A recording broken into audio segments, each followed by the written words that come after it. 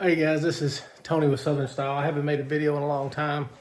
I thought I'd do a video here. I'm in my house. My wife's ordered some new bedroom furniture and she's wanting to take in, wanted me to do a focal wall in here. Now this is my house. This isn't the rental house. This is the house where I live. And so we came up with a design and I'll try to show it to you here. It's, I kind of done, it took me like 2 hours to do this. And here it is. She wanted like just blocks and stuff on there. I did a lot of measurements on it and came up with the size, and then we got started, we changed it a little bit. So I ended up going 30 inches by 22. Now I'm gonna show you a couple things that I've done that's gonna make it kind of, it's any trim person can do it or do better. That I'm gonna do it. Like the old saying goes, a little bit of caulk and paint will make it what it ain't. I like to use 1x. In my house, my whole house is trimmed out with 1x. When I've done it, it's 1x4s, 1x5s, 1x6s. So she wanted that, this wall here, so I'm gonna show it to you real quick. And this is what I've come up with. All right, I'm in the middle of it. I haven't painted it yet, but I try to put as few fasteners as possible. These are your, 18 gauge, 1.5" brads in it. Some of the boards were a little bit, got a little bow to them. I got a little bit of gaps in some places, but I like I said, a little bit of caulk in it and some paint. You'll never know it. But if you see up here at the top, you can barely see it that way, right there. That's my seam, okay? It's too far to take a 12-foot board and make it, my room, the way I built this house. So all my seams are done this way. I cut them at a 45. You can kind of see here, it's 45 and I overlapped them. These are wood glued together. All these are wood glued, even if the board kind of pulled, I wood glued them. I liquid nailed these to the wall and I put brads in them. So you can see my seam here on this one, my seam there on that one, and then I've got one down there. Now, I chose to leave my 6-inch trim on the bottom down here. You can see all my trim, right? And I chose just to dead end it right into it.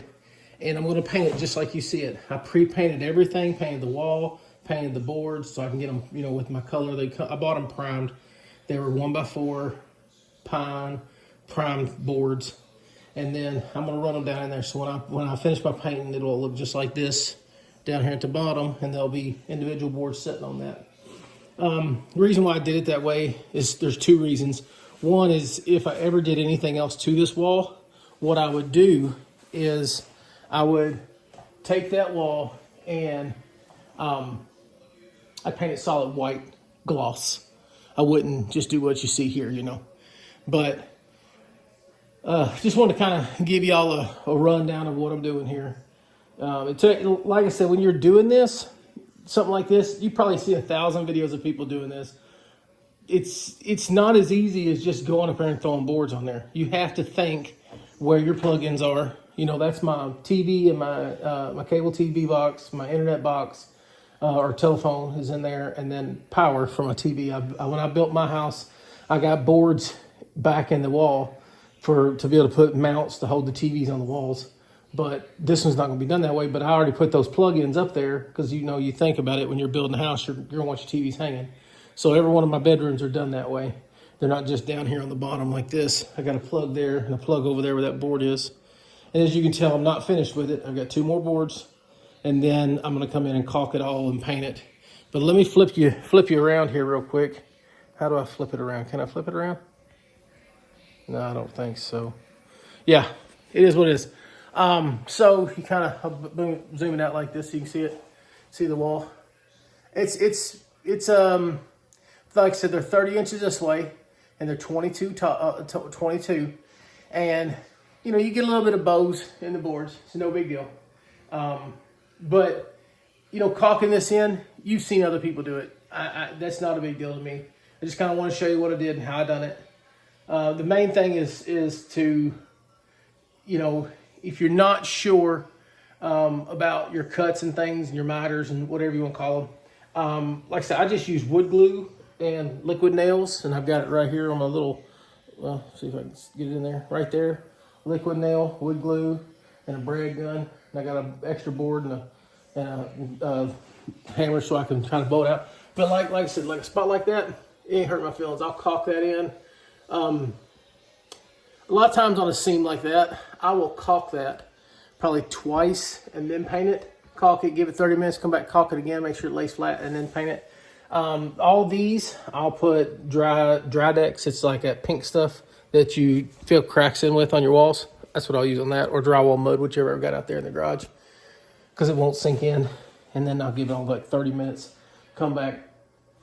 You know, I'll caulk all this in, because there's little, your drywall's never going to be perfect. You think it is, but you'll have little gaps and stuff like this. You don't probably see them, but let me see if I can zoom in on it. No, it's not how it works when you've got it on selfie mode. But I'll have little gaps and stuff. I'll caulk all that in, make it all seamless, and then come back with another coat of that gray paint. I don't know what color that is exactly, but it looks good. Like I said, here's my bedroom. I'm just going to show you, there's a headboard of the old bed. We're getting a new one brought in here, but you know, it's all blue, and we wanted a feature wall here, so we went with this. My wife's got some new furniture coming in, new bed set, bedroom suite. But I'm going to put this on the internet so y'all can see it. If you got questions about how I did it, you know, comment. If you want to understand how I figured out the math on it, a 1x4 is 3.5 inches wide, 3/4 inch thick. So I just done the math, figured how, you know, figured the footage of it, took out 3.5 inches per board, and then so it ended up being like 30 1/4 is what it is across through there. And then I went 22 down, and the bottom ends up being like 21 1/4 from the floor. And you won't really notice that. It is a little shorter, but you know, you have a dresser up against it, stuff like that, so you won't see it. But all in all, I like how it's turned out. I'm very pleased with it. Once I get it all caulked in and all paint, I'll do a short video, you know, like, you know, a 60-second video kind of showing y'all what it looks like.